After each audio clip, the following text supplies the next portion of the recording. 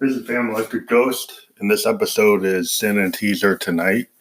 And this particular song comes from a poem collection I wrote back in, look at the date on it, December 3rd, 1996, around 7:03 a.m. And there's a collection of poems I created called Synesthesia, which is the concept that I use a lot. You've probably seen some songs I've written in the past. This idea of like your senses collide and you hear colors, you smell sound, you can touch things that are untouchable, see things that normally couldn't be seen. You can see music, you can feel taste. It's a collision of the senses. And so it says, Sin&TeaseHER2nite is kind of a play on the words of taking the word concept of synesthesia and kind of bringing it into Josephine Electric's world, where she is going to sin and tease her romantic partner. Now, the collection, the original song, is called Synesthesia*Tonight, and the original lines are thought, touch, sight, sound, smell, collide in light refracted from her starfire iris. And so those lines are kind of spread out, and then I mixed it with a couple other songs that were actually poems. There's a song called Resolved. I resolved I couldn't sleep, tossing and turning, resolving around without peace. That line shows up. And it's just a concept that I had a long time ago, back in the mid 90s. And I found a collection, the hard copy of all these poems. And I said, I should actually work on this, because it's kind of like a couple of concepts I've done. I've done the Cancer Suite, which you've seen on SoundCloud, Dancing and Drowning in the Shallow Waters on Bandcamp. And now we've got these, the Synesthesia*Tonight. Now, there's a version of this song I did a long time ago, but it's not the same as what I did here. So what I did musically is I used my Moog DFAM to create like a white noise loop, running through a make noise morphogen on my Eurorack, and not a morphogen, but a maths module, which is the utility module. And if you have a Eurorack, you need a utility. If you've seen the Moog grandmother or matriarch, the utilities are kind of what are the central control of a modular synth. And the make noise maths module is really exciting because it lets you bring in multiple CV inputs, and you can totally change a signal. We have our Arteria Maber 2S creating the primary rhythm, and we ran it through an LFO to kind of alter it. And then we also ran it through the math module to change the speed of the original rhythm off the looping envelope, which is really interesting on the Arteria Maber 2S. Is the looping envelope is very cool. It's got two LFOs, it's got two oscillators, and it's got a state variable filter that we've been playing with a lot, and that's where the rhythm track is coming. It's all analog. It's a little glitchy, but that's the nature of analog. You kind of like that.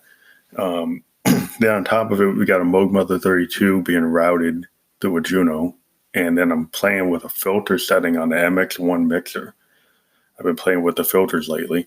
And also, I switched to a digital delay when you hear the really wide open Moog lead that's kind of horn-like. And then I switch back to the filter for the bass line. So there's a lot of stuff going on in this song, but it's primarily taking a poem and turning it into a song. And we've been pretty happy with what we've been able to do.